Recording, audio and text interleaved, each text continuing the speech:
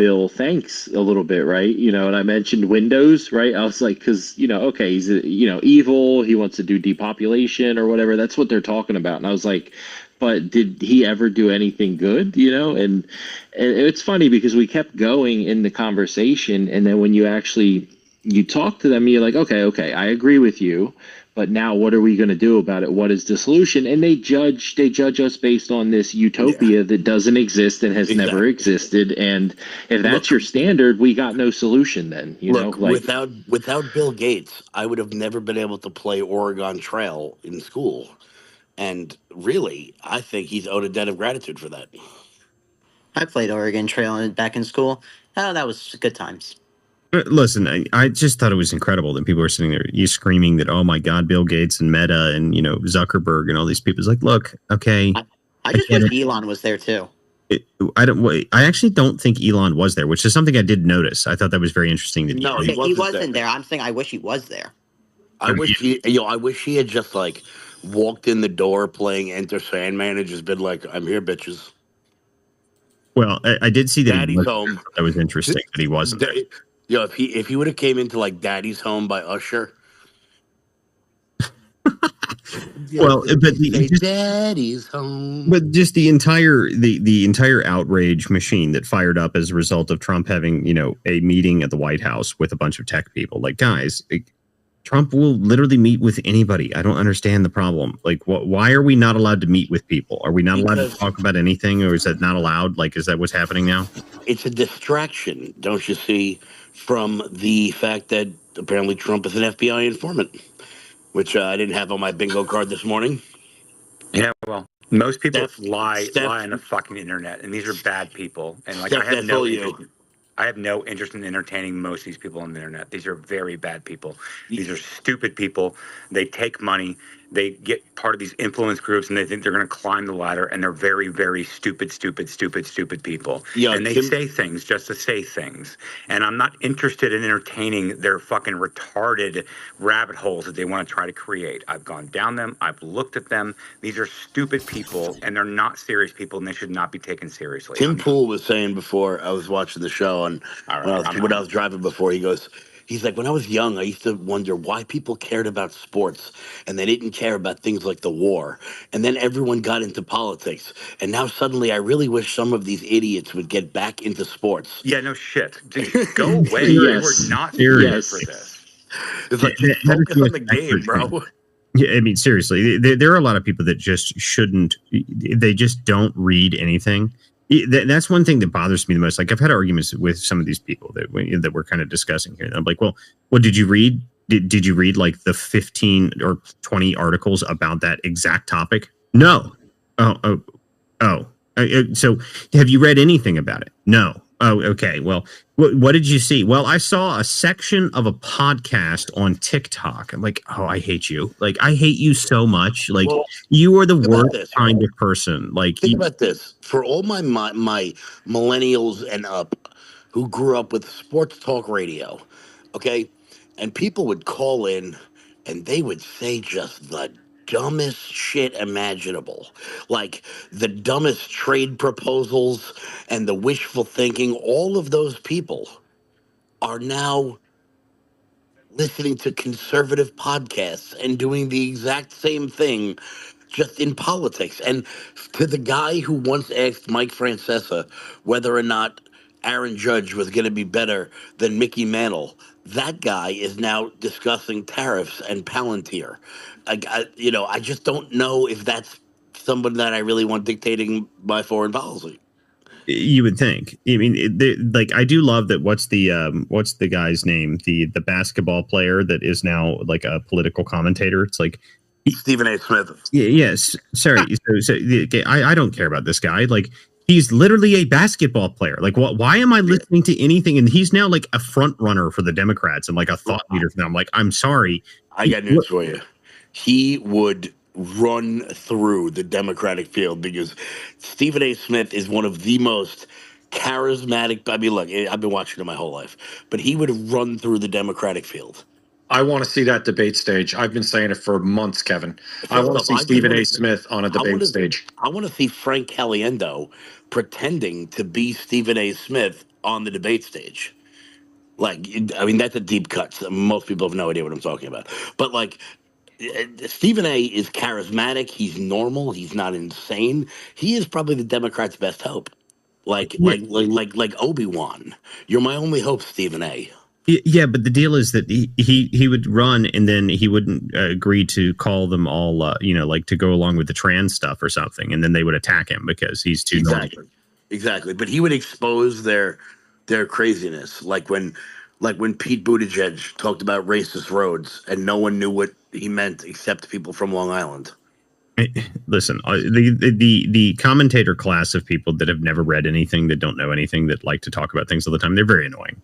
It is very obnoxious. But to all the people that were thinking that the Trump meeting in the White House today was the end of all days, yet again, I mean, I don't know how many of those we've had so far. We've had a lot. Iran was the end. Then Epstein was the end. And now Bill Gates is the end. Oh, the National Guard was the end. Yeah, that's right. That's right. And the National Guard was the end. The walls are closing in at a rapid clip, apparently. MAGA's base is collapsing, if you have not heard. I feel like 90% of spaces are just that person yelling in the subway that like Jehovah has returned, and like he hasn't. I know, because isn't it wild, Kevin? Isn't it wild how all they were talking about was like freedom and how we're going to lose freedom and everything? But the one thing that they don't notice is that they all want you to be in lockstep with their idea, with their thought pattern, and you can't stray. Once you say, "Hey, I don't necessarily agree with you," they completely attack you. Well, and I'm like, how do they not see what they're doing? That's not freedom. I can't use the phrase because if I say woke right, James Lindsay will appear. But, it's like, if you say Lori Lightfoot 3 times, she just pops up. All you got to do is say woke right once, and James Lindsay will mention you on a podcast somewhere. I do like James Lindsay, just to give him the credit for that. I don't mind him, but he's searching. He's researching for his relevant. I guess I can't say researching. Listen to me. The problem is the woke right phenomenon is it's not that they're woke right. It's that they're just retarded. Okay. And I just don't have time for the retarded. The retarded right. The retarded right. Good line. There's no woke right. There's just retards. Yes, I mean they are. Like, I'm sorry, they're just retarded. Like, I don't have time to argue with retards. Like, my father taught me a long time ago, like, that there's a very, very specific thing that you don't do. You never argue stupid things with stupid people, because if you do, they will drag you down and beat you with experience every single time. It's very important. It is wise words, because every time I've ever tried to have one of these arguments with these people, they're just like, but didn't you see this one thing that came out 18 years ago that someone else read and I didn't write, but I'm going to tell you about it in an unbiased and an actual factual way now? Like, you're a moron. Like, I'm sorry, I can't do it. You're just a moron. Like, I mean, like, I can't deal with it. You've never read anything. Your AI gave you a clip to a section of an article that no one else has read in 15 years, and you believe you're intelligent. Like, oh God Almighty, just stop. Just stop it. You're an idiot, and it's okay. You can be dumb, but don't expect me to tell you that you're smart while you're being dumb. I'm just not going to do it. It's like George Carlin said many moons ago. I base everything in life on what would Carlin do. He said, think about how stupid the average person is, and then remember that half of the people out there are dumber than that. Yeah, that's right. When you have Grok as your co-host, you've got issues. Well, I don't want to besmirch. Listen, I don't care. Like, listen to me. This show is very different. Okay, like, everyone treats spaces like you walk into a bar and everyone wants to sit around and talk about nonsense. This is actually a real show that gets published on multiple different areas, which is why we run it differently. Which is why we normally have themes and everything else. Now, Friday nights are a bit different, because Friday nights is just like, it's Friday night news. We go through the week, we talk about things. By the way, Kevin, I don't know if you saw our up in the top. You got to check out the Starfish of the Day. That's our new thing to talk about Senator Lujan. That's our new bit. So we're going to be having a Starfish of the Day on the show from here forward. So that's important information. What gets someone a starfish? Do I want one? You don't want a starfish, Kevin. Okay, you don't want a starfish. In fact, normally you want stars. Like, I remember my first grade teacher telling me that gold stars were good. that like you want to get a gold star. That's right. See, and Senator Lujan was very mad that Kennedy didn't listen to him properly, so he didn't give him his starfish pen. So, in honor of Senator Lujan, we are now passing out Starfish of the Day as an award for for their brilliance. And from here forward, the senator from New Mexico shall only be referred to as the Starfish Senator. So, all right, we'll make that happen. By the way, if anybody wants to see anything real good about an idiot being made to look like an idiot, you need to listen to Hank Johnson get slapped around by Nigel Farage in Congress. It is. Have you ever watched British Parliament? How they how they yell at each other. Farage did that in Congress. It was majestic. Honestly, British Parliament. If you guys aren't aware of this is actually a very good comedy thing you can do. You can go watch British Parliament live. And I used to watch it like randomly. I just like go and like turn it on to see what they're talking about because their arguments are so ridiculous. It's like it really seems like a Monty Python skit. Like that's what almost all of it seems like. And you're just like, I have no idea what they're arguing about, but whatever it is, it's probably not important at all. And it's always funny. When I watch that, I just think to myself, like, okay, so yeah, to be fair, like I actually have some clips that I saved from Nigel because what he was actually talking about when it came to censorship, and this is why like GB News and everybody else like went on full on like attack mode because he was over here versus being in Parliament, and he was over here in our government, and he was talking about censorship and everything else. Actually, what he was talking about was actually very real. We just never got to it, Walt. But like, I think that people should actually hear it, specifically coming from how the entire world has recentered their entire censorship efforts into the UK. There's a lot to talk about there. Yeah, I actually would like to play some of that because that is important stuff. I mean, to me, this is something that we've covered on this show many, many times. So I would like to, if he talked about that specifically, I haven't had any time to listen to those clips, so I'd love to hear them. Are we going to listen to it now, or can we talk about Jason Miller when we're talking about shills? No, we're not. We're not. I mean, like, you know what? You guys can go enjoy your time on Facebook. Like, okay, let's talk about Jason Miller and his digital comms team. Like, are you fucking kidding me? Really? That's your late breaking news that you want to talk about? I'm so tired of these fucking people. Be serious or get the fuck out of my way. Wait, what happened to Jason Miller? Nothing. He's a digital comms person, and she's concerned about his social media presence on social media. Like, it's fucking dumb. He was also the CEO of Getter. Right. Like, it's dumb. Like, I'm just so fucking tired of, like, semantics.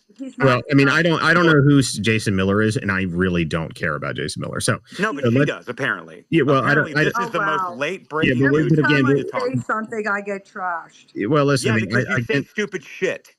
Well, again, okay, I don't care about Jason Miller, but I do want to hear about Nigel Farage. So if you have those, Josh, I'd like to hear some of those stuff. So let's play some of those. Talk about digital comms through social media. That's way more important than anything else going on, including social media and censorship going on abroad than when they've moved it to the UK. Obviously, this person is on the cutting edge, the bleeding edge of the information war. Jesus Christ, people. Well, anyway. You didn't even let me finish. Oh my God. Okay. So look, all right. I don't know what we're doing here, guys. We're not arguing on this. We're not doing anything. Like, I'm tired of people like interjecting their own pet projects into something what we're talking about. Just because you find it important doesn't mean we all do. And to act like we don't know what we're talking about or are not associated with anything of it all is actually really fucking insulting to me. So excuse me if I went off on you. I don't know you. I don't care about you.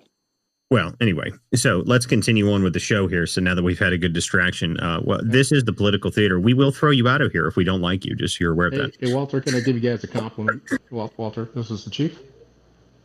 Yeah, hey, I just want to let you know, I've been kind of dark with my podcast because I've been dealing with some chronic pain, but I've been coming on your show pretty regular, and I came on last week and I challenged Mayor Johnson's guns are all coming from red states thing, and I pulled up the report, the trace report that they do every year, that the ATF does every year for every state, and it got picked up by Will Kane. I got some good play on it, but I just to tell you, I got invitations to be on Real American Voices and Trace Gallagher on Fox, and I think it is because of the show. And so I wanted to commend you guys. You're doing a great show. It's getting some good play, and I couldn't follow through because I can't sit in a chair for more than 10 minutes until a couple days ago. But you guys are running a good show, and I appreciate you bringing me up and let me talk every now and then. Yeah, and my apologies. I didn't try to crash out, Chief, because I do want that, and I actually want your voice to be elevated a little bit. I listen. The problem with social media and is my biggest thing is that people don't have any kind of sense of nuance. It's only my pet project. It's only what I have to talk about, and I'm going to derail and do whatever I can to budge my way into it, and it's highly offensive to me. It's not like we don't know what we're talking about a little bit. What I'm saying is that like why does the subject have to change because you feel like it needs to change? That's my problem. Here, I was having some audio issues, but yeah, Chief. No, I'm glad that you come on the show because I actually do like your show. If you guys don't know who Chief is, he's really got a great podcast that I've been on a few times. It's a great show. And like I said, we do try and keep things professional here. We try and talk about the things that actually matter because we do have people that actually listen to the show that actually matter. So we do get some decent traction. We get on some good places with it. So we're starting to grow quite a bit. And here in the next within this weekend, actually, I think we're going to start having live video up for this stuff. So as we move into that, we'll be having a different style of show. We're going to try and keep the spaces as kind of like the call in for the show. But generally speaking, and most of it's going to be done through live video streaming. So we can have actual clips play so people can see them, all that stuff. So that'll be coming here in the near future. So we are trying to move that along. But thanks for coming, Chief. We always do appreciate you coming in here. But yes, let's go move on. I definitely want to talk about some Nigel Farage stuff, trash. So let's go into that. All right. So yeah. So like that's what I was trying to get to. And I was trying to get back to my computer. And so here's what happened. So Nigel Farage essentially showed up and was testifying in front of Congress, and they were asking questions about censorship. And he brought up a couple good points. And so what happened was there was a lot of like the establishment Great Britain news people that went out and tried to create a hit piece saying, well, why is Nigel Farage not here? Why is he only part of these people's party? Like, why is he only in the U.S.? Why is he not here back here?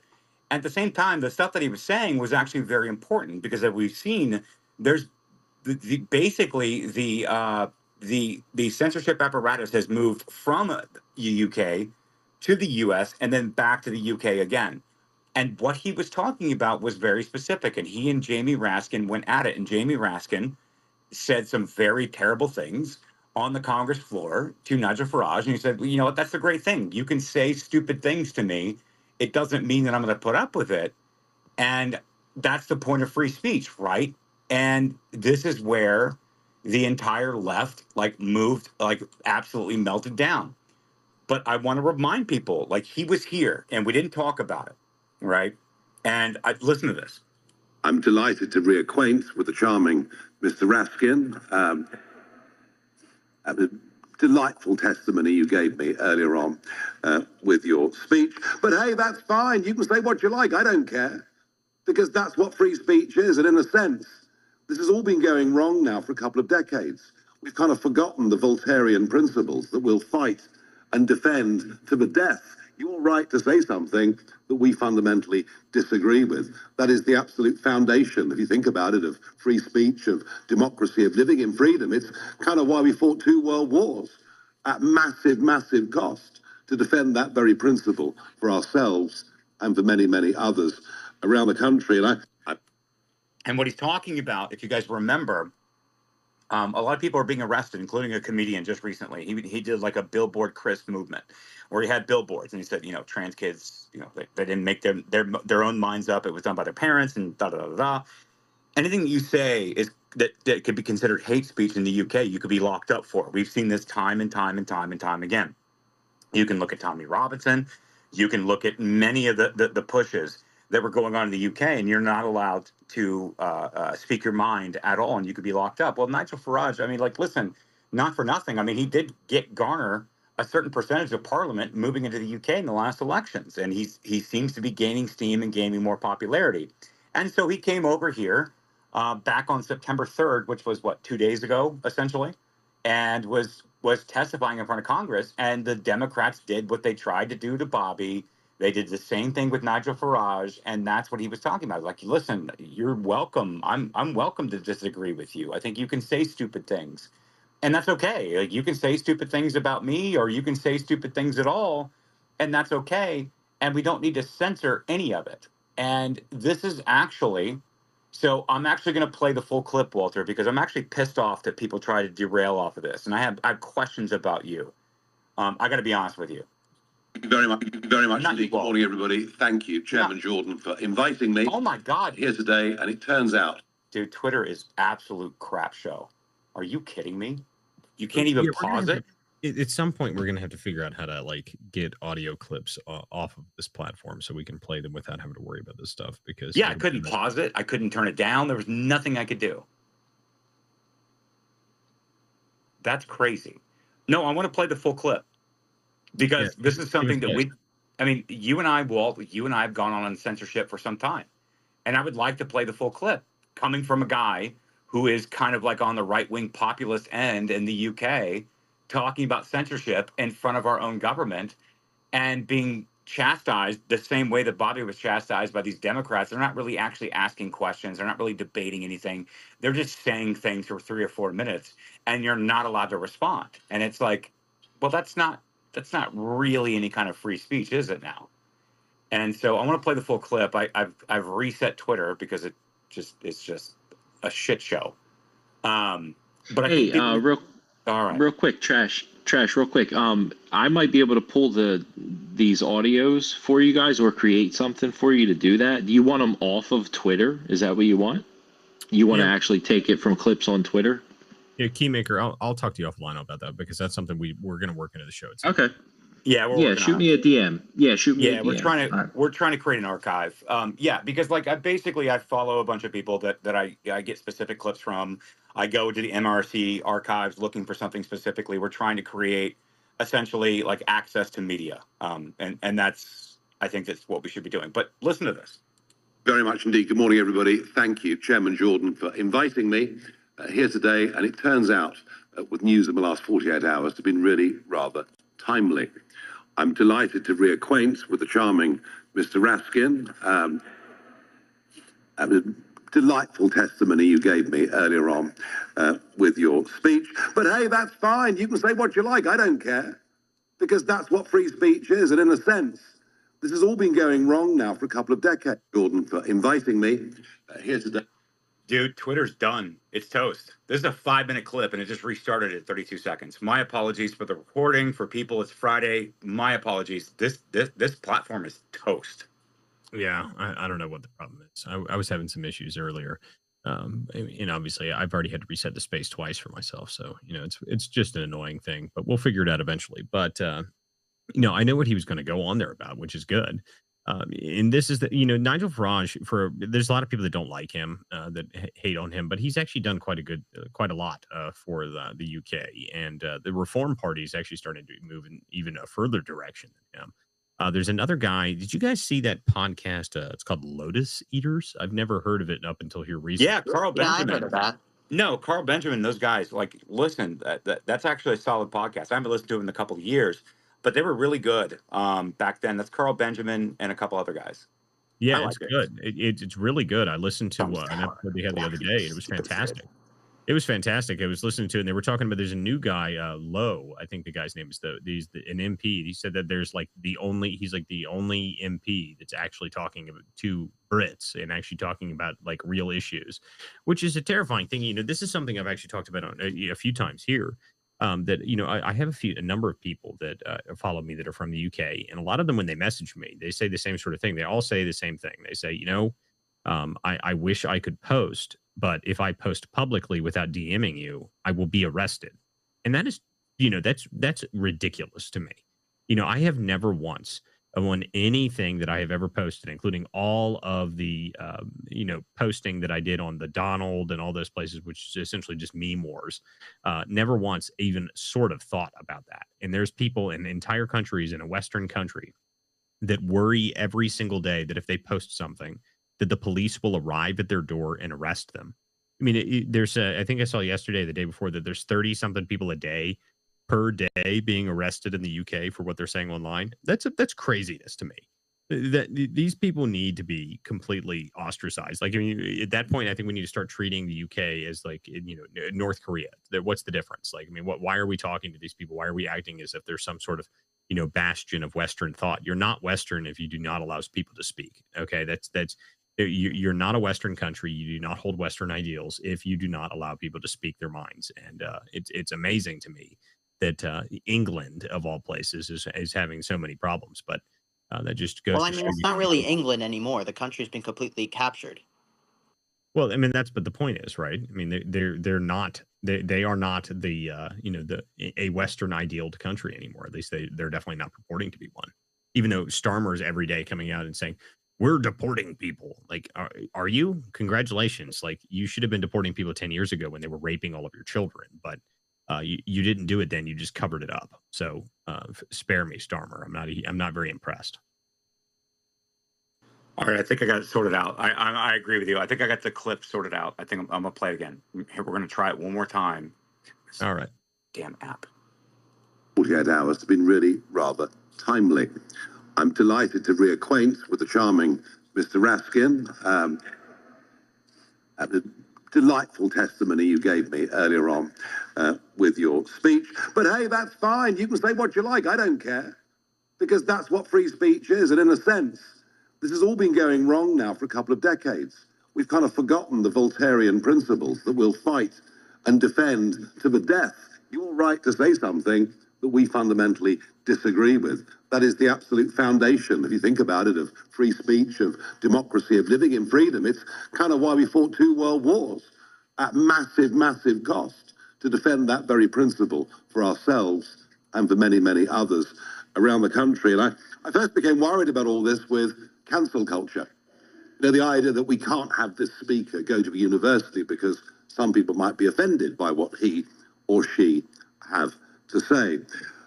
It is important to note that there is not a parent in the United Kingdom, and I would guess it's the same for America too, that is not concerned about content their children as minors can find on the internet. Not a single parent that is not concerned about this. But at the moment, we're not finding the right solutions. I do myself begin to think that hardware might be one of the solutions. That laptops, that handsets could be programmed so that many, many apps and many, many services simply aren't available from these devices. But what we've done is to go down the legislative route.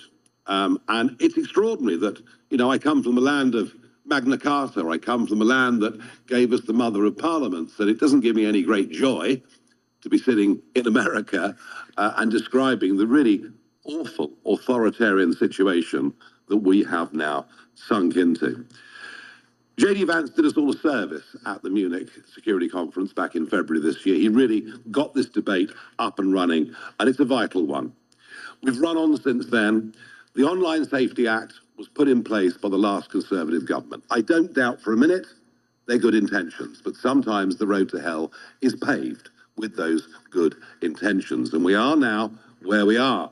We have a couple of very famous cases. We, of course, have Lucy Connolly, who put out an intemperate tweet after the savage murder of those 3 beautiful young girls. She herself, a mother who had lost a child. It was intemperate, it was wrong, but she removed it 3.5 hours later, sentenced to 31 months in prison. She's now out, having served. These girls were murdered and raped and many other things. And she kind of flew off the handle and she put something out on social media and 3.5 hours later deleted it and served 31 months in prison for it. So excuse me if I don't want to deal with your pet projects. And excuse me if I don't want to deal with your, I don't know, counter messaging on what I'm talking about, censorship or tyranny of an overbearing government, or how I have a sitting member of Congress and Tim Kaine as a senator who was a former vice presidential candidate under Hillary Clinton come out and say, well, rights and your right to speech and your First and Second Amendment are ordained by the government, not by God. Excuse me if I don't care what you have to say. I'm sorry. I am not willing to die on that hill wall. I just can't. And there's 2 more minutes of this, but I think it's very important to point out in the contrast of how censorship and tyranny has made its way back into the UK again. and how, ironically, we're probably going to have to be one of the ones that saves it. And he brings up JD Vance when JD Vance was in the countryside and said, we'll do business with you. We'll absolutely honor this agreement that we have both with you in the UK and in the EU, but you're going to have to drop the censorship stuff now. You're going to have to drop the persecution stuff now. And that's where we're at. This is a serious topic. So I know it sounded like I crashed out. I didn't. I'm really tired of being derailed and prevented from talking about this. This is a really important conversation. And we are at a precipice right now, ladies and gentlemen.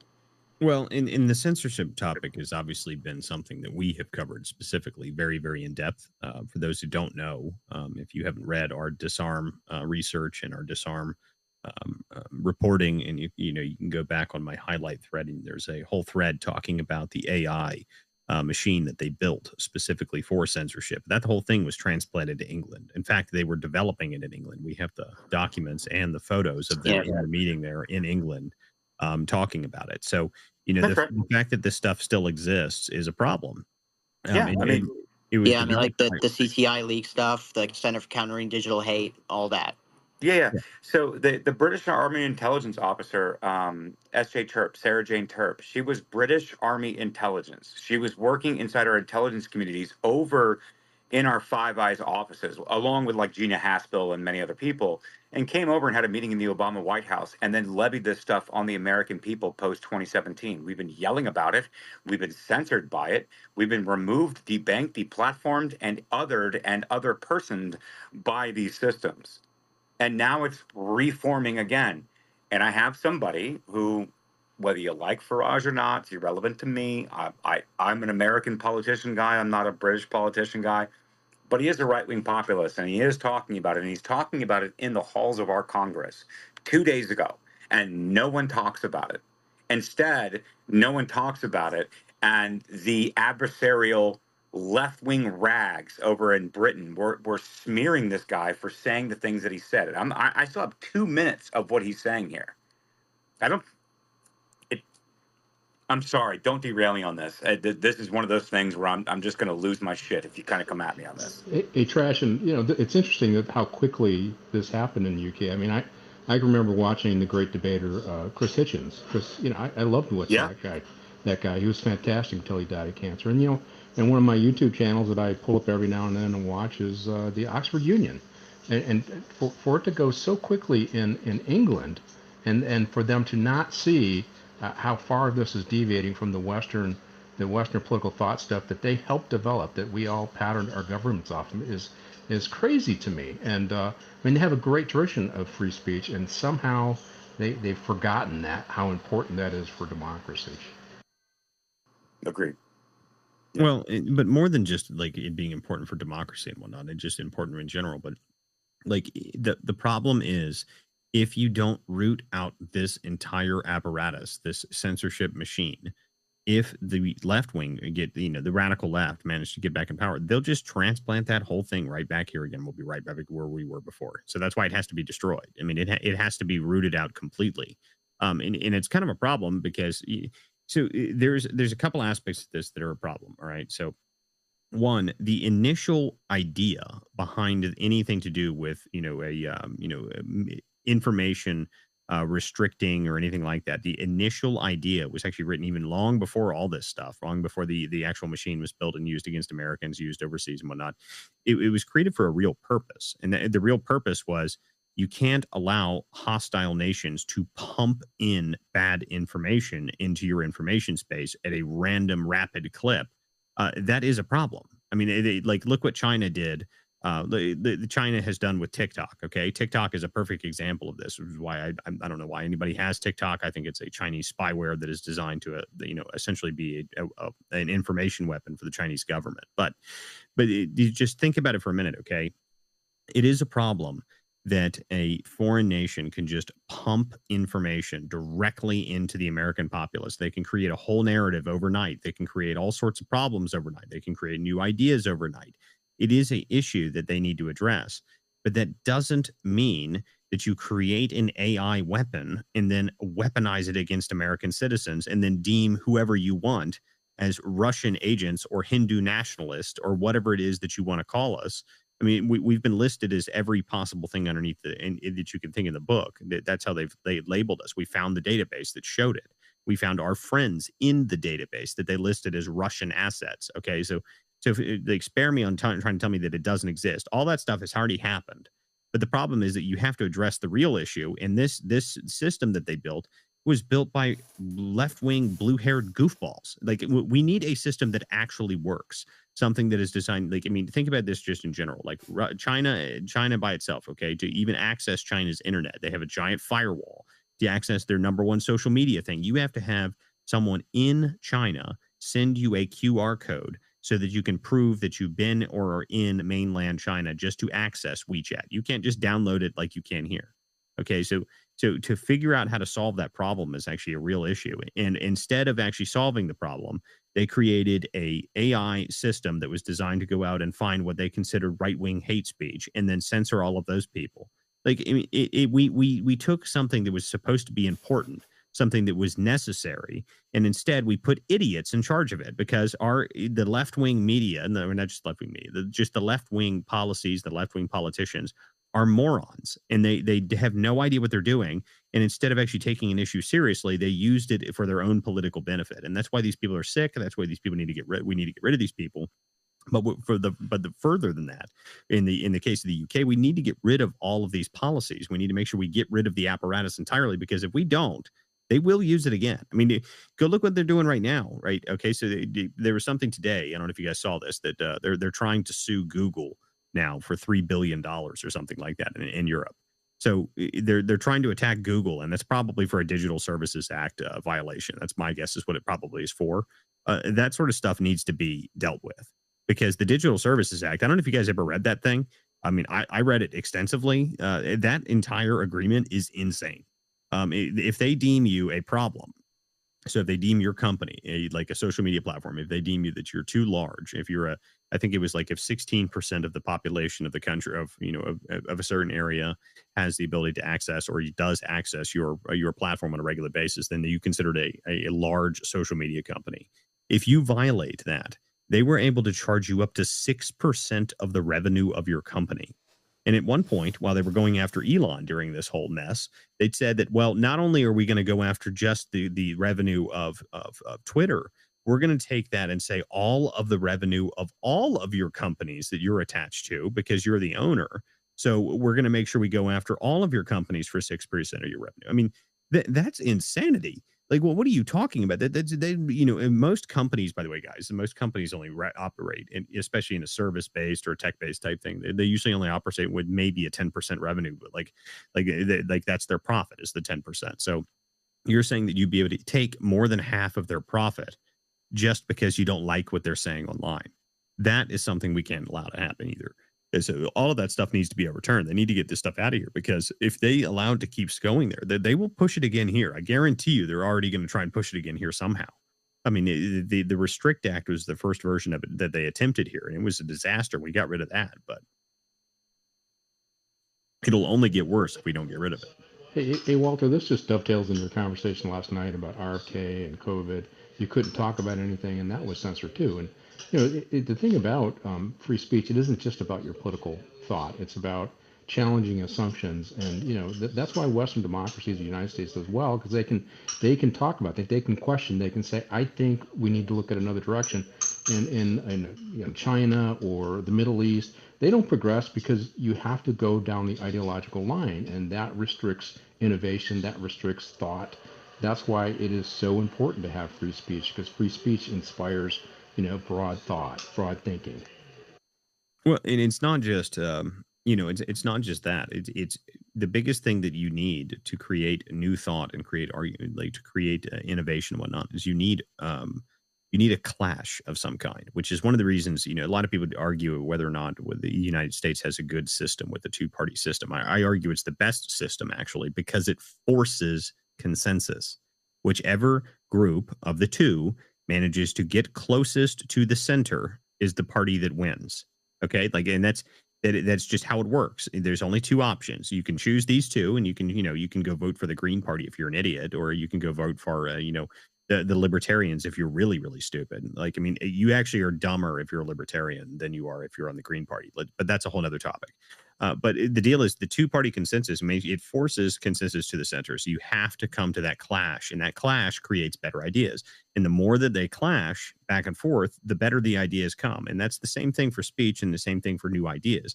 When you're coming up with a new idea, if you could come up with a new idea and zero people, and I mean zero people, are allowed to look at you and say, that idea is retarded. Because sometimes people come up with really, really dumb ideas. Like that happens all the time.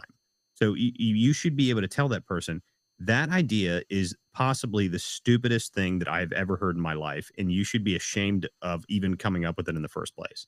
You should be able to tell someone that immediately. And in fact, it's a good thing if you're in a scenario where someone does that, right? So if you're in a scenario where you come up with a really dumb idea, you say something stupid, and someone goes, yeah, you're an idiot. That's good. That's a good thing for you. Because then you won't be an idiot anymore if you listen to them. And if multiple people tell you that you're really stupid about it, you really, really should stop. You should start thinking about it, which is the other part of the censorship apparatus that makes it such a problem. Because what they did is they created fake versions of that. So, you online, when you're interacting with people online in your comment sections, they would create bots that every time you said something normal, they would immediately attack you saying, oh my God, how could you possibly think that?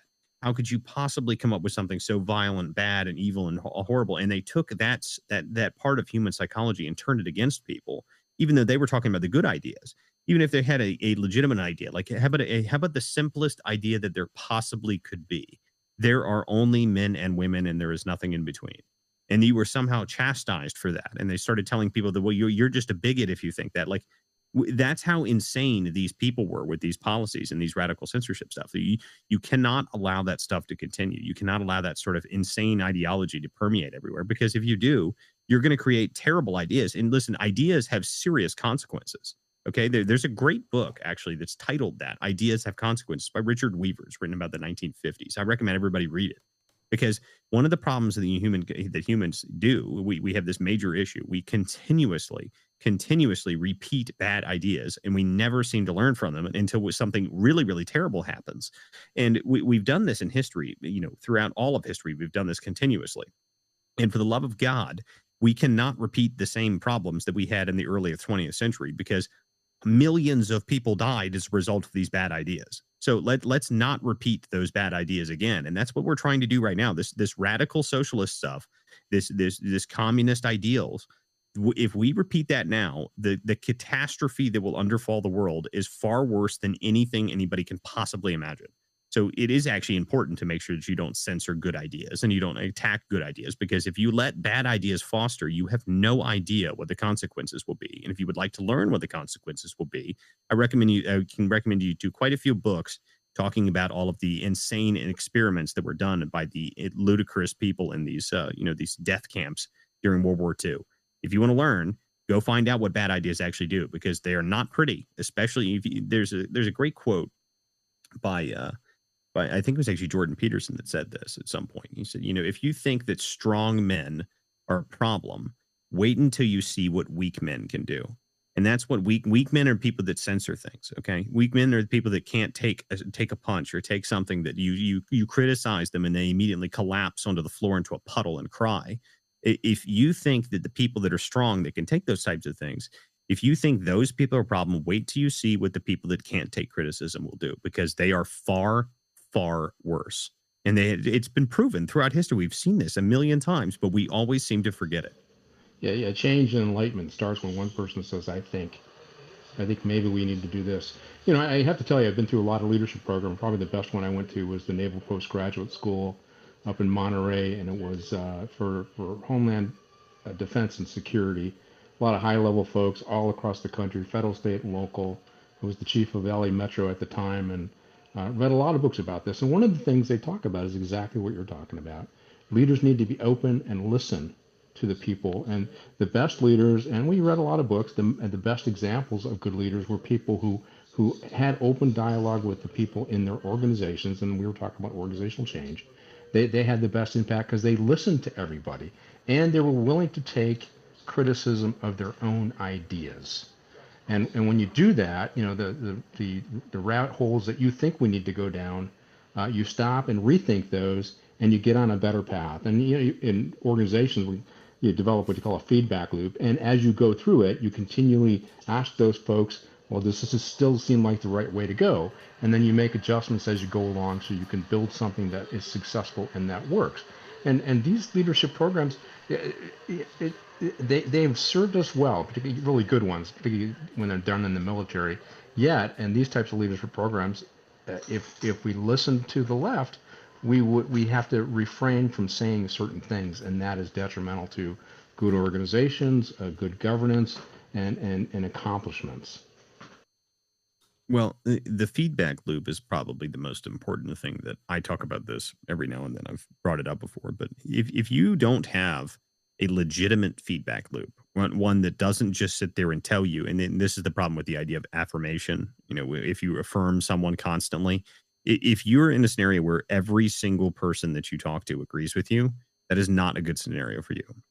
And I'm not talking about I'm not talking about just generally, like when you're on a conservative talk show or something like that, generally everyone's going to have some sort of principle that you're all going to genuinely agree on. But that's a foundational principle. But at some point in the fringes of that, you're going to run into stuff that everybody disagrees with you on. But that's important. But the problem is when you run into a scenario where you don't have, nobody is allowed to change their mind about anything. They have to affirm everything that comes out of your mouth. You are in a very dangerous situation because you can convince yourself of all sorts of insane things. If everybody is aware of this, okay? Humans are very strange creatures. We can do all sorts of weird things. We can convince ourselves of all sorts of very, very strange ideas and all sorts of, you can get stuck in a loop where you've convinced, I guarantee you everybody in here has done this at some point in their lives. They have convinced themselves of a very, very bad idea, and they are sure of it. They know this is a good idea. They know it's a really good idea until that illusion finally shatters and you go, oh my God, I was being dumb. Oh my God, I was being an idiot. How could I have not seen that before? And that's because someone in your loop didn't, if you missed it, if you completely missed that, it's because you didn't have somebody in your loop that sees something that you don't.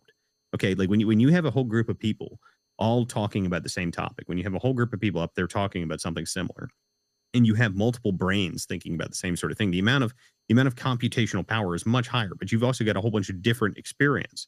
You've got people that can actually talk about it from, okay, well, I was a cop, I was an investigator, I was this, I was that. This is how you create a good consensus, a good loop of information. But if you were sitting around and none of you've ever done anything, and the only thing you talk about is your problems, and you talk about how it's the world's fault that it's your problem. The world has caused your problems, and oh my God, I will never succeed. I'll never do anything because the world has caused my problems. You are never going to get out of that. You're sitting there in a feedback loop where everyone's going, yes, that's right, it is the world's problems. You know what you should do? You should blame the world for everything that you've ever had that's a problem for your life. That is the worst possible result for you. And the problem is when you get stuck in a loop of people that are all doing the same thing and all telling you the exact same thing, how are you going to get out of that? You're never going to be in a scenario because every time you screw up in that scenario, everyone goes, well, it's just the world's fault. That's a problem. That's a huge issue for you. And you need to address it. You need to figure that out, because if you don't manage to pull yourself out of that kind of loop, you're never going to grow. The only way you grow in life is by challenge. And, try and figure out the best way to come up with something else. And if you're not challenged enough, if you're bored, then go do something else. I mean, I hear from people constantly, like, what can I do to make a difference? What can I do to do this? What can I do? Like, listen, I can't tell you how much time to put into trying to make a difference. I can't tell you how much time you can spend, but it's up to you. I mean, if you want an example of how one person can do something, I went down to Virginia to try and help out and see what I could do with this election down there. And within a month, we've broken two major stories that have absolutely rocked a campaign. And that's one person going down there. I'm not funded by anybody. I'm a completely independent person. I've got nothing to do with anybody. No one's paying me. No one's doing anything like that. This is just what I thought I could do to help was, all right, I'm pretty good at investigating stuff. Let me go talk to people. Okay. You start talking to people, start giving you information. Okay. Now we've got something. Now come up with a narrative, push it out. Okay. It's not about what can you do? It's what are you willing to do? I mean, if you're willing to go out and actually find something and try and actually make a difference, you can do it. You just have to do it. No one's going to help you. That's what a lot of people are always like, well, where can I help? Well, why isn't anybody helping? Like, stop waiting for someone to save you. Go out and do it on your own. If it takes you doing it by yourself, then do it by yourself. You'll be surprised. People will probably follow along. I mean, that's usually how this works. But if you're living in a world where you don't ever do that and you just sit in your house and let everybody around you tell you how great you are, even though you've done nothing, you're screwed. You're going to be a loser. And I'm sorry, like, you should be told that you're being a loser. That's what should happen. But we created this fake world where everyone was allowed to sit there and tell everybody that are losers. There's these people that have blights upon society that have done nothing with their lives, never intended to do anything with their lives, and their intention is just to sit around and tell everybody how great they are. Well, and you wonder why we have problems in this country. Yeah, I think you can look at MAGA as a typical example of that. You have a fairly large group, but there's still a minority group talking and saying, no, this is not right, the direction we're going.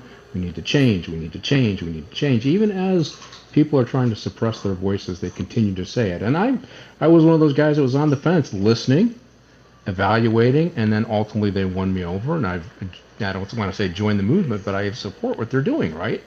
But that took a lot of people who had the guts to stand up against the censorship, but also to stand up going to prison here in the last 4 years. And the movement just grew because people saw the hypocrisy. And fortunately, places like X and podcasts and other outlets were able to get that word out.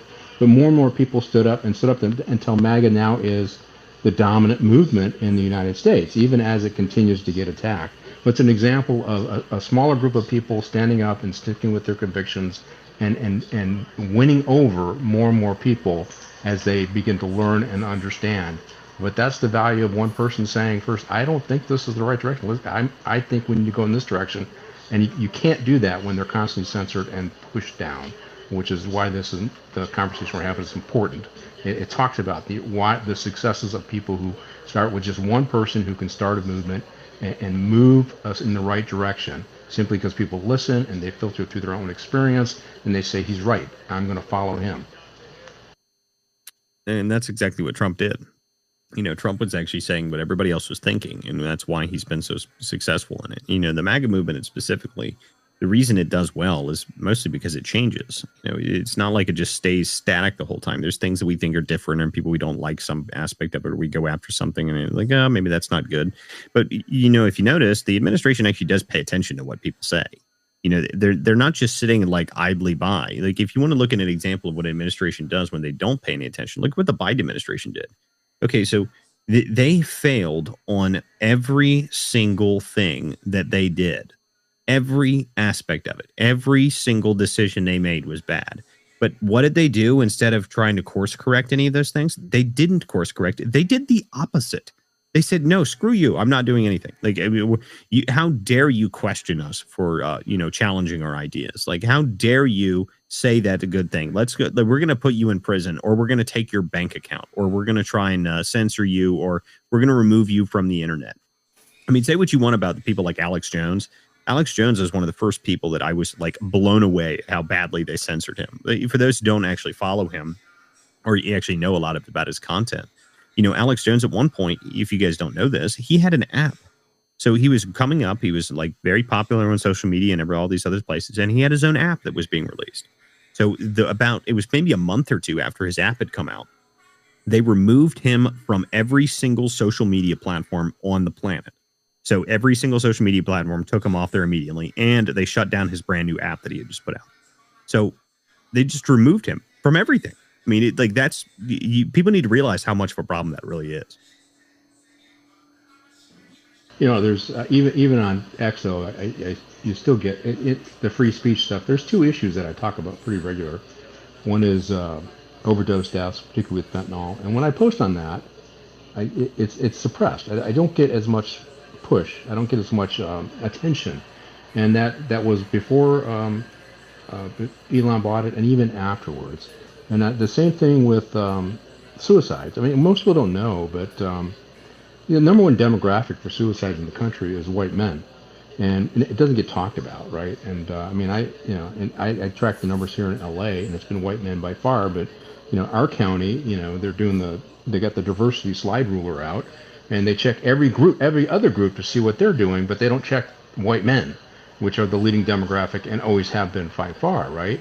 But when I talk about suicide or suicides of cops, I can't get any good play, and yet that is a very serious issue, and I don't understand why the algorithms shut something like that down.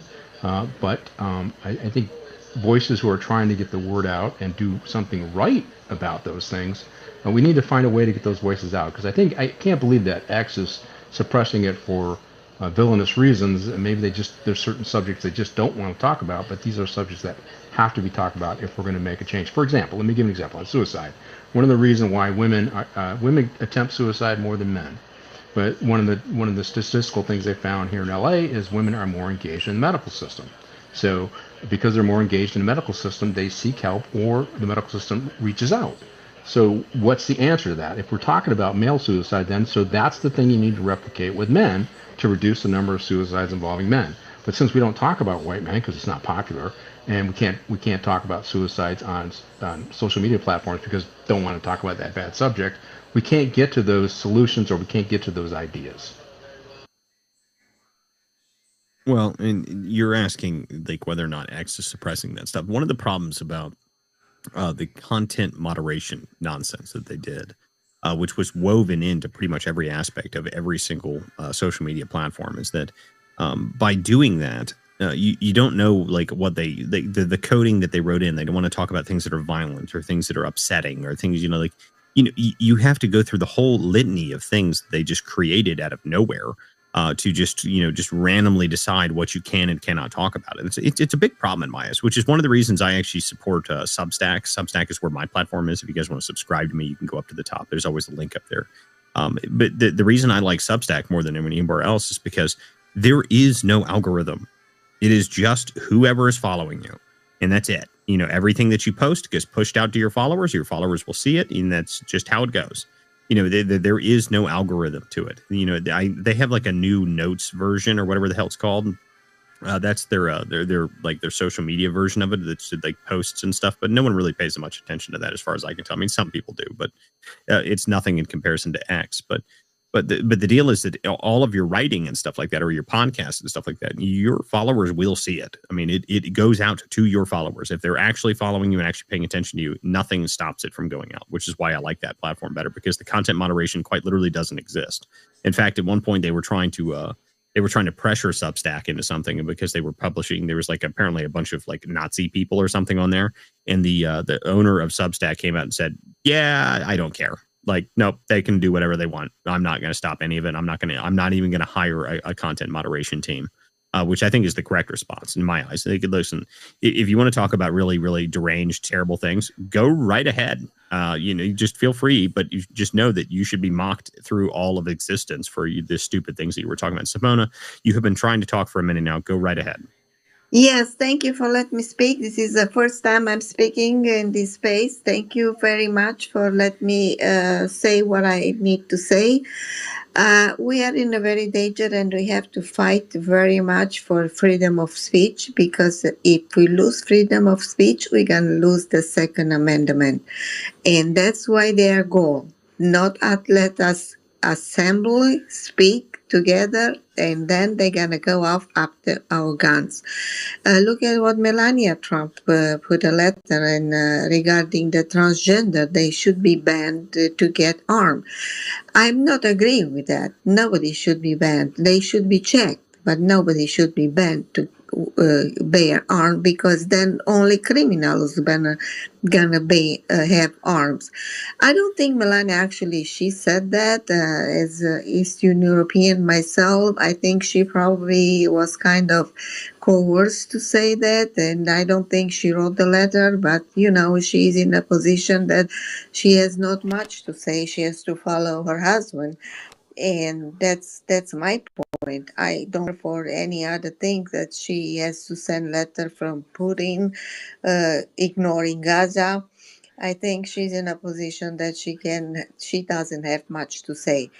Well, But Simona, there's one aspect about that I will talk about, because I've seen a bunch of people talking about this idea, like the idea of banning trans people from getting guns or something like that, which when you hear it said like that, sounds terrible. But let me phrase it to you a different way.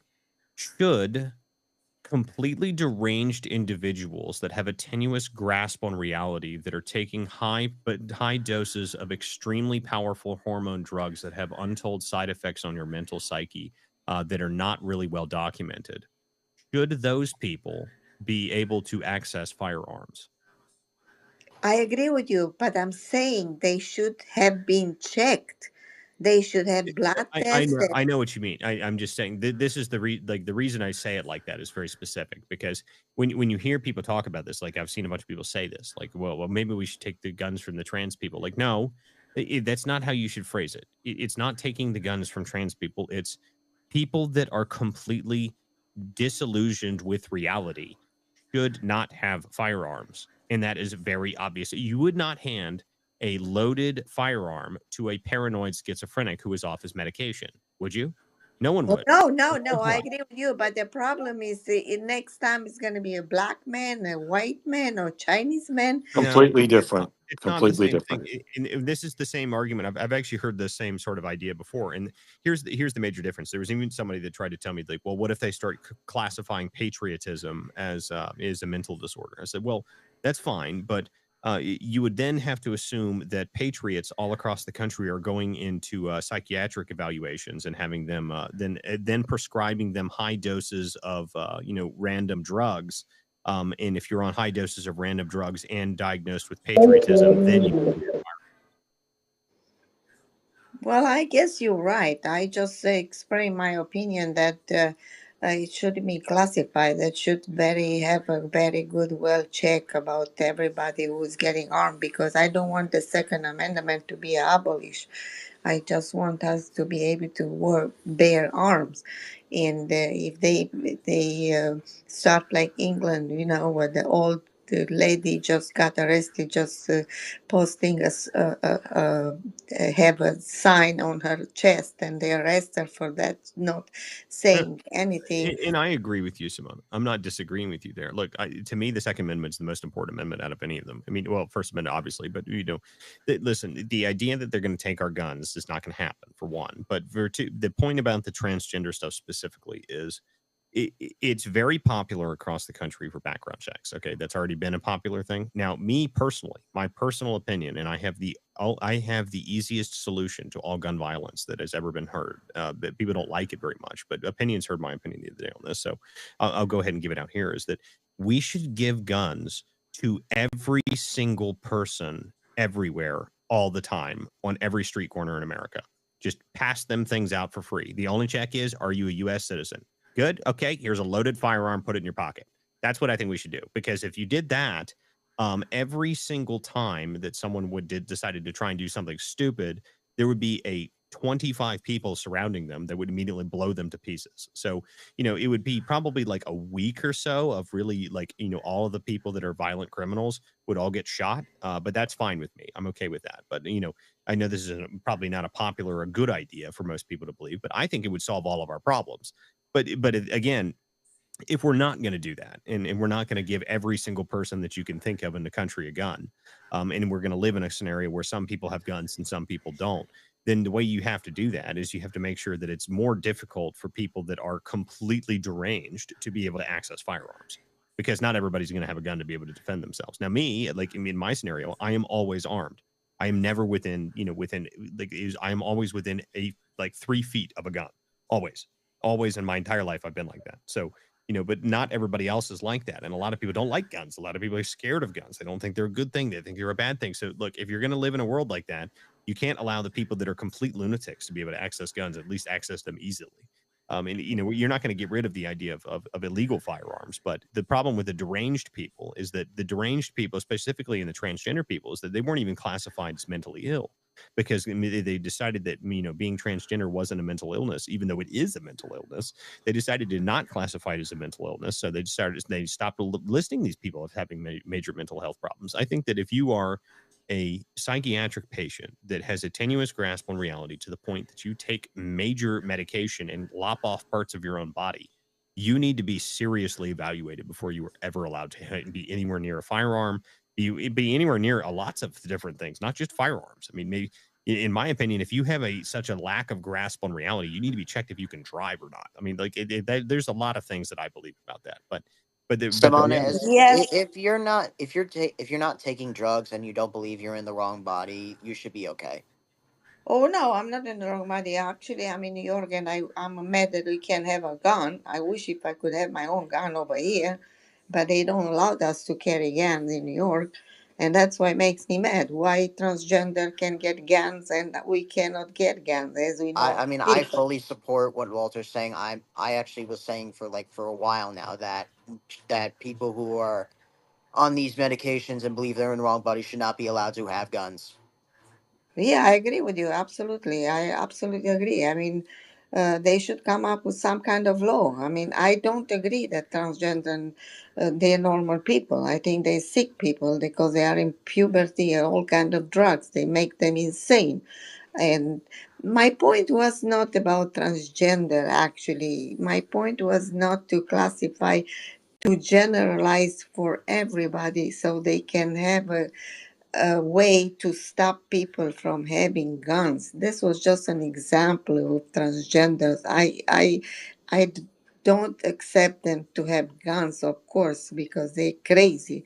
But my problem is they can generalize. Look at I well, was Simona, your point is accurate to a couple of points. The red flag laws. I'm actually not a favor of anybody that has red flag laws because they've been used against people a lot.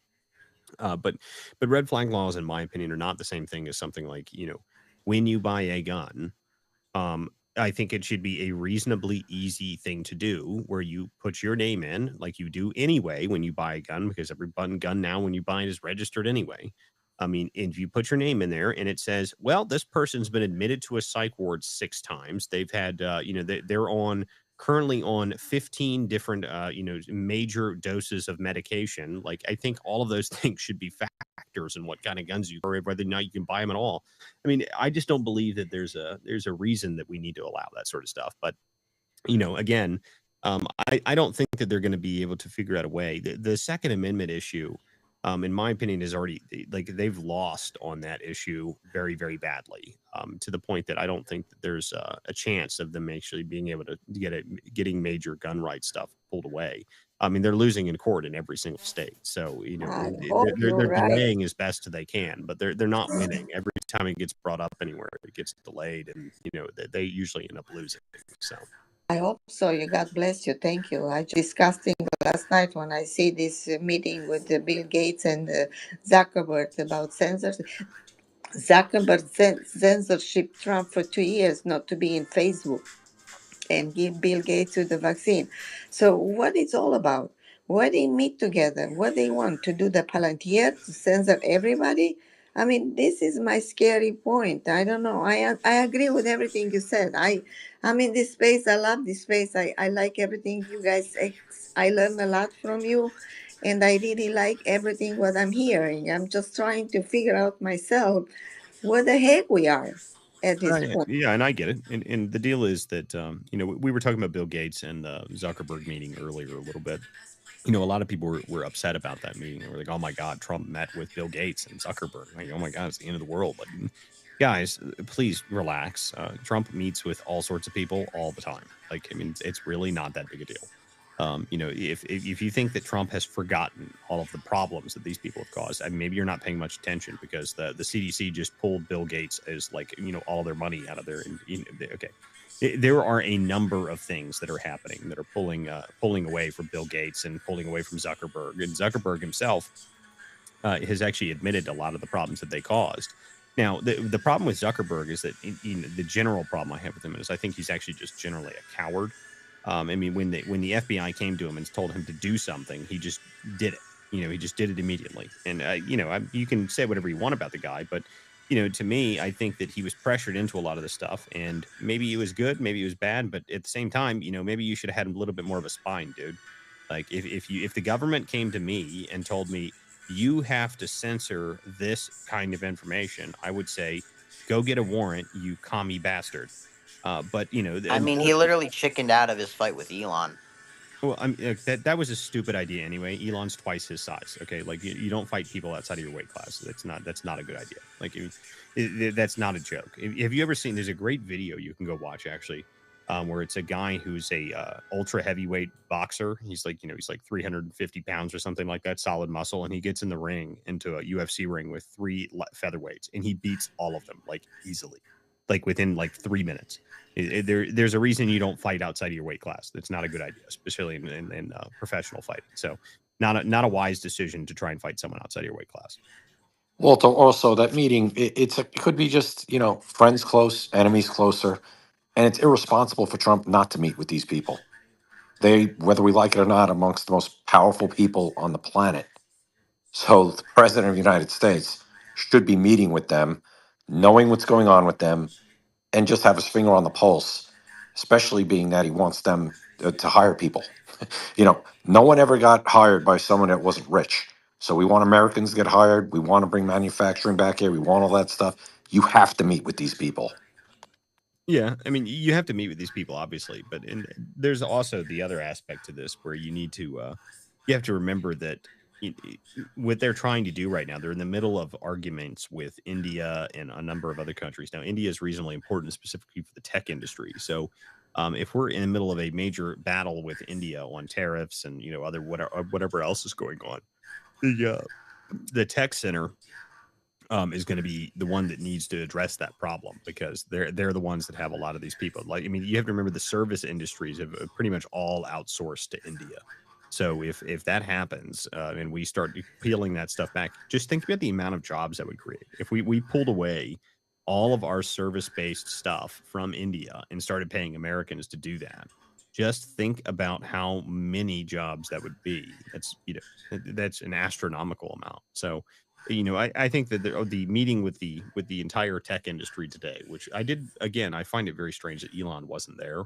I don't know why that was because everybody else was there. yewe nagize ikibazo bibiri na cumi na At the same karindwi time, Maybe he thought abantu that bankubita if he bancamara was there, that Zuckerberg would biba ngombwa try ko to fight Zuckerberg. yewe njya oh yeah, sehashika well maybe Sam Altman barangira being there was just too babajyana much. mu ntuza Elon hates that guy. muri gereza That might be the funniest view I've ngarutse ngiye ever kubona seen. By the mbona way, like abantu mbona Elon just baraje despises ngiye gutanga Sam ikirego Altman. Like barambwira mu kirego despises him cyanjye with like a igicumbi burning mu rwego passion. rwisumbuye You guys rwa ever seen that gicumbi show Silicon mu rukiko Valley? rwisumbuye It's about ngezeyo Silicon Valley billionaires. barambaza ngo My ikirego younger ushaka brother gutanga lives in Silicon Valley. urifuza So ndababwira he ndifuza says miliyoni that esheshatu show is the bitewe most n'igihe nataye accurate n'ubuzima version nataye n'uburyo of bugaruka Silicon Valley billionaires that he's ever seen. umushinjacyaha He says they're w'umudamu arambwira ngo they're ikibazo all cyawe ngo extremely cyararangiye ngo petty. ibihumbi magana They atanu all na hate each mirongo other. itatu They n'umunani have so much money that ngo it doesn't ugomba matter. So the only thing they do is kuzayafata fight with each other about extreme birangira petty ndamubwira things. ese ko nta nomero y'urubanza Yeah, your afite brother lives in Silicon Valley. ntanuza n'izo poro nkaba nazifite mpa nomero y'urubanza kuko njye sinishimiye imikirize y'urubanza njye nzikurikirane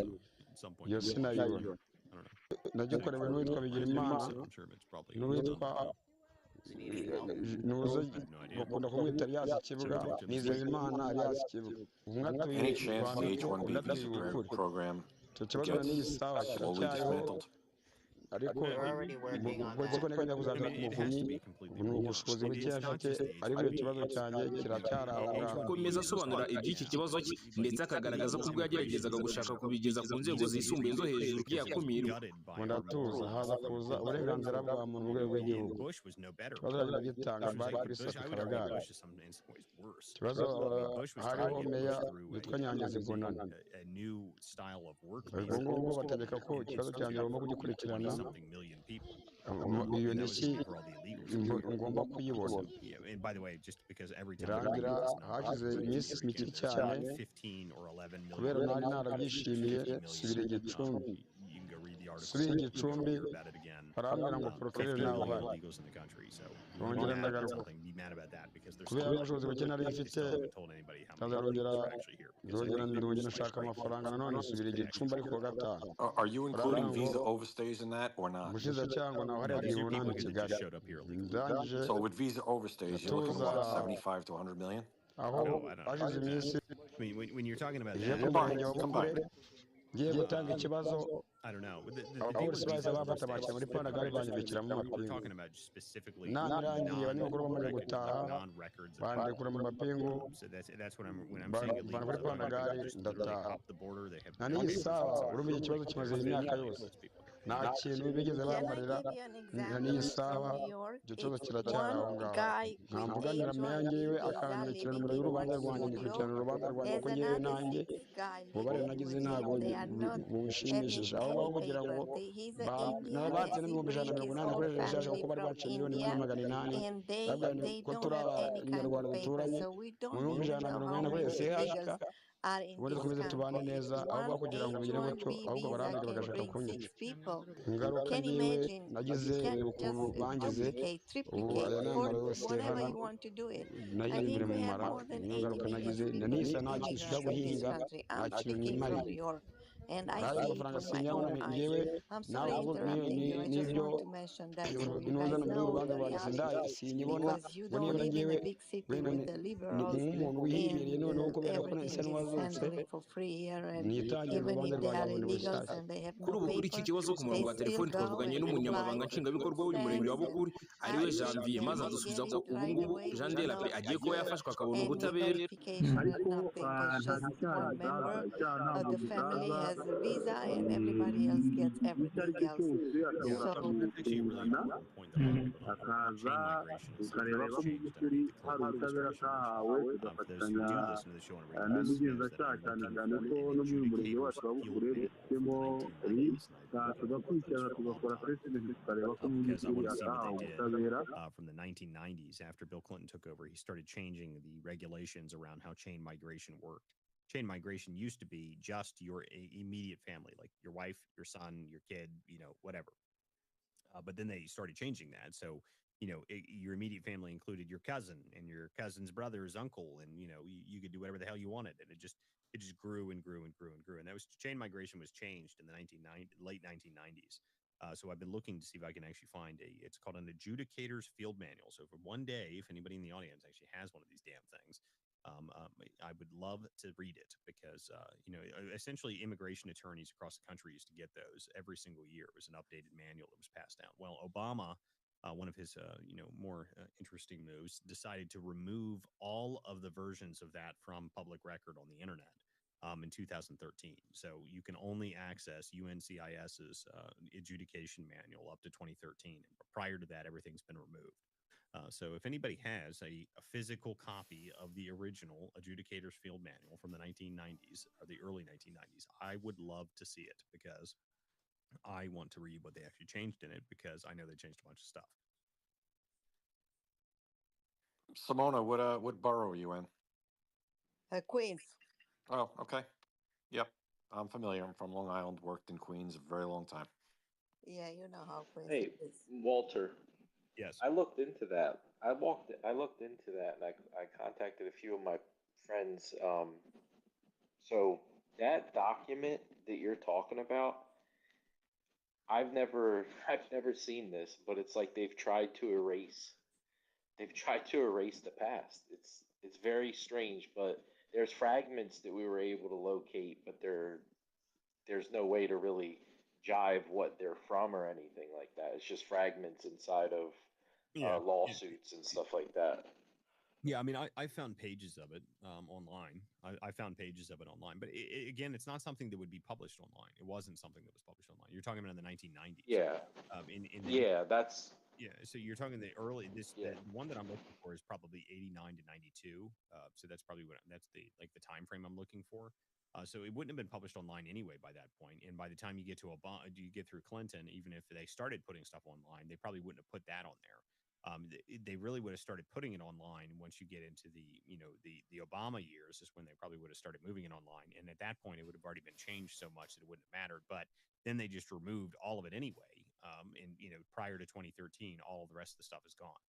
So the public record on that, I wouldn't be surprised if National Records has some version of it. But I know somebody out there has a physical copy of it because every immigration attorney in the entire country essentially had one of these things. and they kept them. So if anybody knows an old immigration attorney, they probably have one sitting around. It's just not a common thing that people know about. I mean, unless you're an immigration person, you don't even know it exists. So again, Yeah. if anybody in who listens to this show knows somebody that has an adjudicator's field manual from the 1990s, early 90s, that's what I'm looking for. But that's been something Yeah, I've known for Walter, 6 months. is that exactly how they? So I was able to find other documents, and when I was talking to my friend and we were researching this a little bit, is that the actual name of it? Do you have like any of the code, like or anything, that relates to the manual itself? Like, was it listed? Does it have a number or anything? Kind of like the military has, Maybe like FM and it might yeah, have. I mean, you're talking about an agency that doesn't even exist anymore. Remember that. So, yeah. it's INS, but so it would have been an INS number, which INS doesn't even exist anymore. So I don't know. I mean, Yeah, I found some, and I think I sent them to you to your DM. Either that or I collected them and I archived them. But it was so I found manual names, and then that's what you were just getting into is these are not for public release, and because there was barely any electronics back then, almost none of it was ever captured electronically where we could even, you know what I mean, like where it might have leaked somewhere out, but it's I don't know, it's one of those things where when I started looking into it, I got even more interested in trying to find it because it's very weird that an entire book, like this is not a small book. This was something that was like a lot of people had them. You know what I mean? Like this Walter, wasn't I like a just few of them going around. texted you something. Can you see if that's what you're looking for? yeah, I'll look for it. Wait 1 second. But yeah, I just thought it was interesting because when I started looking into it, I started seeing I was able to find like updates. So it gives you a list of when it was updated and like the different documents that they were using at the time, and they called it something different than an adjudicator's field manual. It was a little bit different of a title, but I just got really interested in it because it's like think about like a book actually not existing anymore, and that's kind of how this is because this was like thousands of copies were given out and then it just kind of like withered away, as everything went digital. But it is interesting that you can't tell what they changed. There's no way to really see what they changed, and then you see now, from the court cases with the lawyers and stuff what the arguments were kind of around those times for citizenship, if that makes sense. And I know your family did the, INS stuff, so you have more knowledge than I do, but it's very interesting when you start looking into it because it was like, how are they even giving out, like, how are they even deciding on citizenships in the past? It's like it was just a question that I never even bothered to think. But yeah, it's very, very interesting. So Jacktron, what you just sent me, this is an examinations field handbook, which is so this is how they would question people. So there used to be a very extensive process on how you would actually like whether or not you were going to become a citizen. The process of determining whether or not you were lying or not. So that's what you just found. So that's a examinations field book, but that's not the same thing. So an examinations field book, those would be handed out to the people like those are like immigration investigators. So they would go and interview people to determine what exactly whether or not they were lying about their immigration forms. That's what an examination field book would be. So, but that's not the same thing. An adjudicator's field book is the person who stamps the papers essentially. Like when you go to like an adjudicator for an immigration, like when you hear immigration judge, majority of the time it's not really like a judge, like a black robe judge. That's not what an immigration judge is. An immigration judge is just a bureaucrat who overlooks your paperwork, sees that you've got all the correct things, and then stamps the paperwork. That's what an adjudicator does. So it's not quite the same thing. But an adjudicator's field book was what the restrictions and the requirements and the regulations that would have been surrounding that. That's what you're looking for. So immigration attorneys used to always have these books. Immigration judges would have had these books. I do know some of the people from back then, but they don't keep any of this stuff. This is all stuff that would have been sitting at their desk probably while they were working in the INS. So but again, that's all. That's just part of a probably 6 to 8 month investigation I've been doing. So I'll find it eventually, and I'll publish it. I can explain it to you how the immigration things works because I came in Reagan times, and that time you have to take your fingerprint seven, eight, 9 times. Every time you have to go to have an interview to immigration lawyer, you have to get your fingerprint and photograph, and you have to have your medical exam check at time. You have to pay for it by yourself, and they check your criminal records, and then you have interviews after interviews. And when you apply for citizenship, you have to prove that you speak English. You have an interview with a guy who's speaking English with you, and you have to prove everything. It was so difficult. It took me 10 years to get my citizenship, but these days something like unbelievable. Well, The these days you just hop the border, claim that you're an asylum seeker, and they give you a car, a phone, $1,500 a month, and an apartment. So, I you I know, came what a as a nice thing. silent I came as a silent speaker. I left the Democrat in the I left the communist country in Ceausescu before the revolution, and they didn't do that at that time. Now it's completely different. They Well, changed the the law. difference is that you were actually fleeing oppression. What these people are fleeing is, they're not making any money, so they want to come here and take our money. So what you came here to actually build a better life. What the people that are coming here now, which we've decided through our own stupidity, is to allow people that have no money from the third world, that have no interest in building a life, to come live off of our welfare system. I am genuinely curious. I want to see the numbers when they remove the temporary protective status from like all of these different groups. I want to see how many of these people immediately leave just because they're not going to get money anymore. I really would like to see how many of those people actually just leave because of that, because I'm sure it is not going to be a small number. I'm sure it's going to be a huge number. I agree 100% to them. If they don't get paid, they're gonna leave. That's the problem. They have to reform the immigration law. Nobody should get paid. My daughter, to get vaccinated, I have to pay for my own money. I didn't get anything from the government, and I work 3 jobs to survive. So I wish if they cut any kind of subsidiary and help for those people, and I swear to God, they're gonna live back to their country, because this is the key. They should cut everything. I'm sorry. I'm sorry. I'm upset because I fight for my life. I build a life in America. I have 2 houses now. I work hard. My daughter is in college, and I pay for everything. I didn't ask for anything. No welfare money, no nothing. And these people get here for free. I'm telling you, in New York will be a red state if would be a really election, not election fraud or bailing vote or whatever it is, because most of immigrants like me who come here for 40 years or 30 years or 20 years, and they build something, they fight for whatever they have, and they build a family. They all read they all like Republicans. They all vote for Trump. I spoke with a lot of people of them.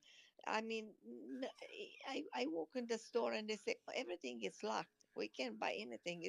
We have to wait 15 minutes for somebody to come and lock the door to get a shampoo. and and even Russian people who come here like 20 years ago, they all cursing and say, "What the heck is this?" I mean, we live better in Russia than here. I'm telling you, everybody will be voting different, but they have to change the immigration law, and they have to change the voting law, and then everything will be just fine. I live it with my own eye.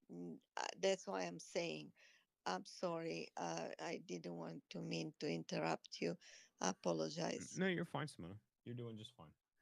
But at this point, guys, this has been a great conversation this evening, guys. But I think we're pretty much done for the evening. And Jacktron, I'm going to send you a message because I think I actually might have found something about this book that may actually be a little bit more interesting. So I'll message you shortly.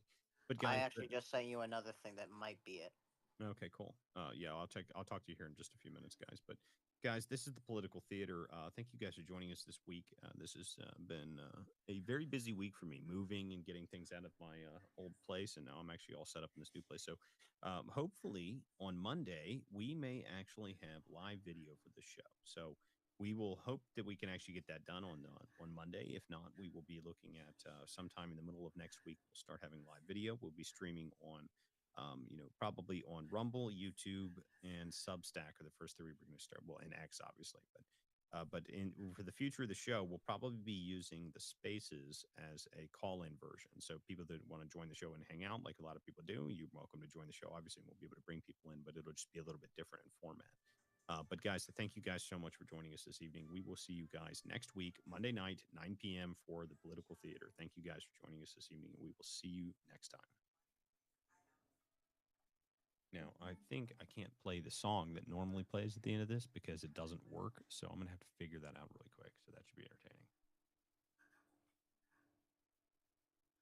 Because the audio that I was playing was actually working, but it doesn't seem like it's working to everybody else. Was it Opinions? Was it actually not working for you earlier when I was playing songs or music?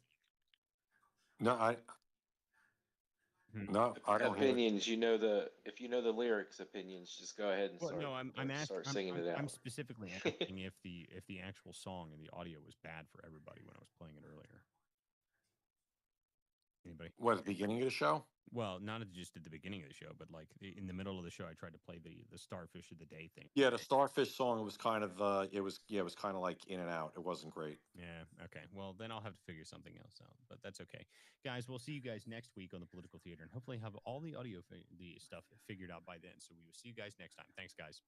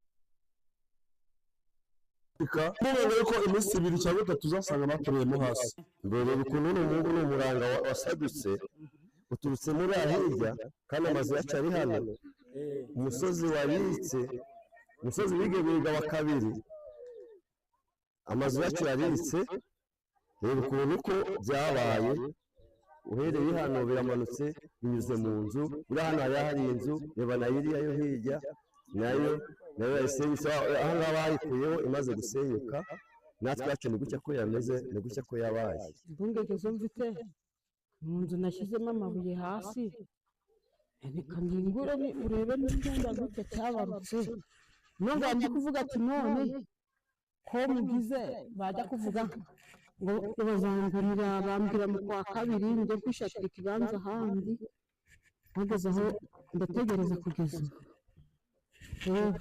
kiriya cyumba kiri hano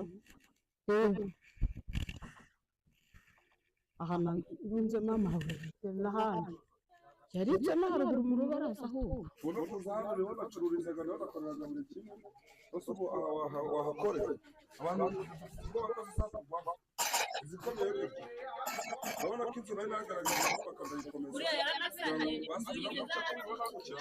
bari gukoresha ibinombe ndibavuga ati reka tubimure tuba turanga ahubwo amazu yacu yose yabaye ibijejegere iya mashini ni ukuri zikarara ziri kutubuza amahoro abana bacu nda amahoro bagira ni ukurara mu kibara twewe ahangaha bano bagabo badusanze hano muri iki kinombe kino kinombe kimaze nk'imyaka igera muri 40 kiri gukora nubwo kiba kiri gukora bagenda banyura munsi y'amazu yacu nubwo banyura munsi y'amazu yacu ubutaka bwose bagenda babukuramo ikintu cyo bakoresha kimara kubukuramo ni ibiti byo bategeshaga niba ngiye gutegesha byari kigenda bisaza ngo muri hakurya bakoze cyane amazu gamwe gatangiye kuyika gamwe garasatagurika buriya n'abaturage bamwe bo bimuye bamwe bo babashije kwishyura babishyuye bitewe no kubera n'abanyamakuru kuri Radio Gisenyi bari baje ariko ubuyobozi bwabyirengagiza bino bibazo byacu byo tuyatugira hano reba ndajya hanga hano honduye reba ngikijwe n'ibyobo hanga bino byobo biri hano bino byobo byangana umwana yagenda akagwamo imugumwe bajya bashyira amazi yabo hano hepfo ni icyobo buriya amatungo ganjye batarambutse gatoya gose mu ngasanga abana banjye akenshi mu kwagara hejuru y'ibyobo akenshi ngewe usanga ndi bose abana kwa muganga hejuru ya za malariya hejuru y'ibyobo byahangara izi mashini ndwaryamisha umwana ku manywa umwana avuga ngo araryama hejuru y'urusaku rw'izi mashini turasaba perezida wa repubulika kugira ngo aturenganure nganjye dufite umurimo hariya hiye abarara barakora ni ukuza bakatunyukagurira imyaka wavuga ndaho wovugira warangiza bakakubwira ngo ubutaka ngo ni ubwa leta ngo twe ngo ndaho twovugira ikirenzeho twe kivuye cyo dufite twewe bitewe no kuba twewe aho baratubogamiye niba badashobora kutwimura ahangaha bino bidumburi babikure hano cyangwa kera badashobora kutwima kekundi bashobora badufunga aho kwa kuba twe turabogamiye nicyo tuba cyo dufite batwimuye bakakigurira bakadukura ahangaha tukagira n'umutekano nta mutekano tugira tarawuzi turasaba perezida aturenganure kuko abaturage tumeze nabi urabona niba batanasiza ntidusinzira turaraga hanze n'ubu